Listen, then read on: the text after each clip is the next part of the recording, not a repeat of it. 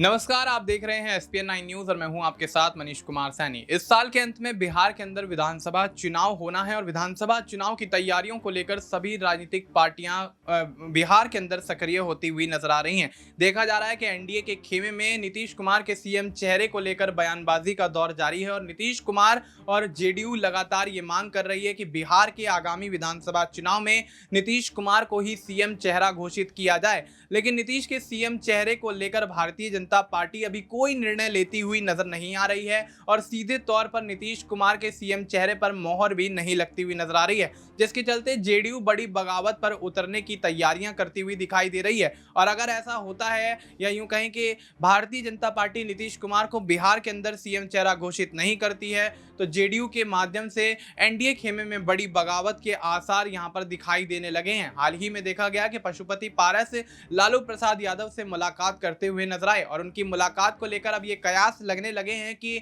पशुपति पारस जिस तरह से एनडीए से अलग हटकर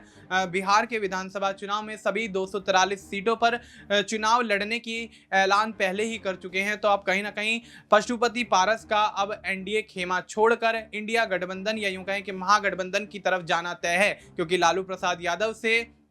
उनकी मुलाकात ये दर्शा रही है कि कहीं ना कहीं आरजेडी के साथ महागठबंधन के साथ जाकर पशुपति पारस एनडीए खेमे का खेल बिगाड़ते हुए नजर आ सकते हैं। लेकिन वहीं अगर बात नीतीश कुमार की आती है तो नीतीश कुमार को लेकर भी ये कहा जा रहा है कि अगर नीतीश कुमार को बिहार के अंदर एनडीए अपना सीएम चेहरा घोषित नहीं करता है तो नीतीश कुमार बड़ी बगावत करते हुए बिहार विधानसभा चुनाव से पहले बड़ा खेल करते हुए नजर आ सकते हैं, जिसके माध्यम से कहीं ना कहीं नीतीश कुमार महागठबंधन के साथ जाकर आरजेडी के साथ जाकर अब कहीं ना कहीं अपनी राजनीति को आगे बढ़ाते हुए नजर आ सकते हैं और बिहार के अंदर विधानसभा चुनाव महागठबंधन के साथ लड़ सकते हैं, जिसमें कहीं ना कहीं एनडीए खेमे को बड़ा झटका लगता हुआ नजर आएगा। लेकिन देखा जाए तो नीतीश कुमार को छोड़ना कहीं ना कहीं भारतीय जनता पार्टी के लिए बड़ी मुश्किल भरा यहां पर साबित हो सकता है, क्योंकि नीतीश कुमार वो कड़ी हैं बिहार की राजनीति में जिसको लेकर चलना भारतीय जनता पार्टी के लिए बड़ी यहाँ पर बात है। और ऐसे में अगर भारतीय जनता पार्टी नीतीश कुमार से इतर हटती है या नीतीश कुमार का साथ छोड़ती है या नीतीश कुमार ही भारतीय जनता पार्टी से दरकिनार अपने आप को कर लेते हैं तो भारतीय जनता पार्टी की बिहार के साथ साथ केंद्र की सरकार पर भी इसका बड़ा असर पड़ता हुआ नजर आएगा, क्योंकि पिछले साल हुए लोकसभा चुनाव के दौरान भारतीय जनता पार्टी के पास उचित यहां पर सांसद ना होने के कारण उनकी सरकार बनना लगभग नामुमकिन माना जा रहा था। लेकिन एनडीए के सहयोगी रहे टीडीपी यानी तेलुगु देशम पार्टी और यहां पर जेडीयू यानी जनता दल यूनाइटेड के माध्यम से भारतीय जनता पार्टी केंद्र के अंदर अपनी सरकार को खड़ा करने में या यूं कहें कि तीसरी बार सत्ता पर काबिज होने में कामयाब होती हुई नजर आई। लेकिन अब देखा जा रहा है कि जिस तरह से नीतीश कुमार को लेकर भारतीय जनता पार्टी का रुख दिखाई दे रहा है और नीतीश कुमार के सीएम चेहरे को लेकर भारतीय जनता पार्टी ऐलान करने से कतराती हुई नजर आ रही है, तो अब नीतीश कुमार किसी बड़ी रणनीति के तहत यहां पर बिहार के अंदर बड़ा खेला करते हुए नजर आ सकते हैं। हाल ही में उनके बेटे निशांत कुमार भी राजनीति से अपने आप को परे रखते हुए भी कहीं ना कहीं राजनीति में एक बार फिर से एंट्री करने के बाद ये कहते हुए नजर आए कि एनडीए खेमे से नीतीश कुमार को ही मुख्यमंत्री का चेहरा घोषित कर देना चाहिए, यानी कि उनके पिता नीतीश कुमार को ही एनडीए को अपना सीएम चेहरा घोषित कर देना चाहिए। निशांत कुमार के इस बयान के बाद सियासी बयानबाजी का दौर शुरू होता हुआ नजर आया और भारतीय जनता पार्टी फिर इस बात से कहीं ना कहीं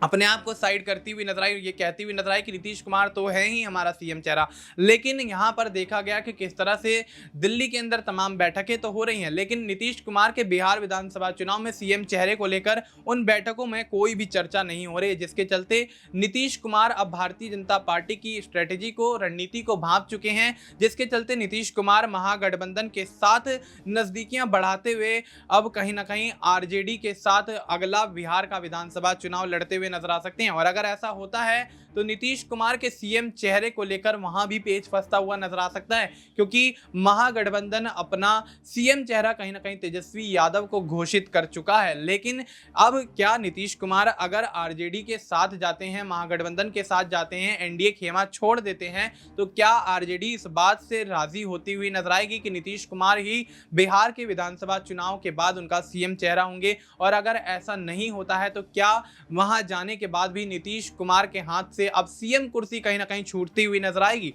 क्योंकि भारतीय जनता पार्टी बिहार के अंदर नीतीश कुमार के साथ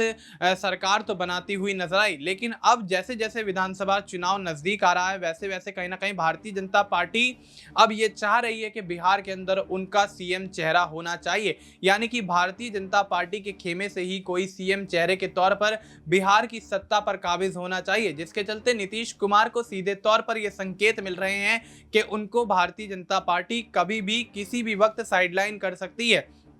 और अक्सर ऐसा होता दिखाई दिया है, चाहे महाराष्ट्र की बात कर लें, चाहे मध्य प्रदेश की बात कर लें, तमाम राज्यों की बात कर लें, भारतीय जनता पार्टी पहले चुनाव लड़ती है, उसके बाद सीएम चेहरा घोषित करती है। खासतौर पर उन राज्यों में जहां गठबंधन के तहत भारतीय जनता पार्टी चुनाव लड़ती है। अब वही चीज़ हमने महाराष्ट्र में देखी, वही चीज़ कहीं ना कहीं बिहार के अंदर भी हमने देखी। और लेकिन कहीं ना कहीं देखा जाए तो भारतीय जनता पार्टी जिसके साथ भी राजनीति करती है उसके साथ पहले तो काफ़ी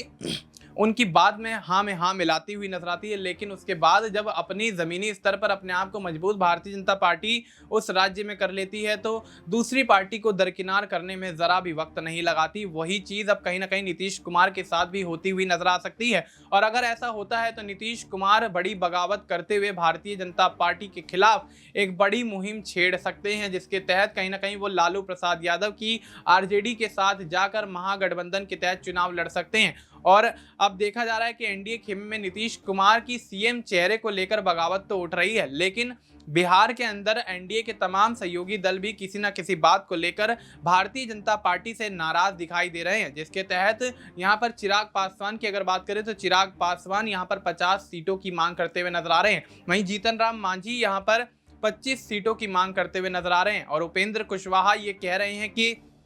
बिहार के अंदर विधानसभा चुनाव लड़ने के लिए भारतीय जनता पार्टी को अपनी रणनीतियों में बदलाव करना होगा। आम चुनाव की तरह या तमाम राज्यों के विधानसभा चुनाव की तरह बिहार का विधानसभा चुनाव नहीं लड़ा जाना चाहिए। अगर ऐसा होता है तो बिहार के अंदर भारतीय जनता पार्टी को या उनके एनडीए के तमाम सहयोगी दलों को बड़ा नुकसान होता हुआ नजर आएगा। लेकिन भारतीय जनता पार्टी बिहार के अंदर सियासी जमीन को तलाशने की कोशिश तो कर रही है, लेकिन नीतीश कुमार को अपने तमाम सहयोगियों को कहीं ना कहीं जिस तरह से यहां पर नजरअंदाज भारतीय जनता पार्टी करती हुई नजर आ रही है, तो क्या अब ये मान लिया जाए कि बिहार के अंदर एनडीए के तमाम सहयोगी अब भारतीय जनता पार्टी के खिलाफ बड़ी बगावत कर सकते हैं और एनडीए खेमे से बाहर जा सकते हैं? और अगर ऐसा होता है तो बिहार के अंदर क्या वाकई भारतीय जनता पार्टी का राजनीतिक वर्चस्व समाप्त होता हुआ नजर आएगा, खत्म होता हुआ नजर आएगा? क्योंकि देखा जा रहा है कि बिहार के अंदर विधानसभा चुनाव के लिहाज से भारतीय जनता पार्टी उस तरह से मजबूत नहीं है जिस तरह से होना चाहिए, क्योंकि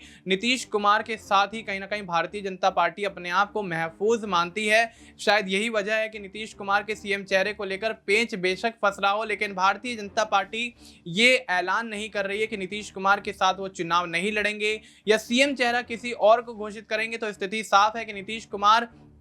अब भारतीय जनता पार्टी के गले की वो हड्डी बन गए हैं जिसको ना भारतीय जनता पार्टी निगल सकती है और ना ही उगल सकती है। लेकिन अब देखना यही होगा कि आने वाले समय में क्या इसी तरह की राजनीति के माध्यम से भारतीय जनता पार्टी बिहार विधानसभा चुनाव में आगे बढ़ती हुई नजर आएगी, या फिर कहीं ना कहीं नीतीश कुमार अब बड़ा फैसला लेते हुए महागठबंधन की तरफ रुख करते हुए नजर आएंगे। फिलहाल आपको इस मुद्दे पर क्या कुछ लगता है, आप अपनी राय हमें कमेंट करके बता सकते हैं। बाकी देश और दुनिया से जुड़ी तमाम जानकारी के लिए आप देखते रहिए SPN9 न्यूज़।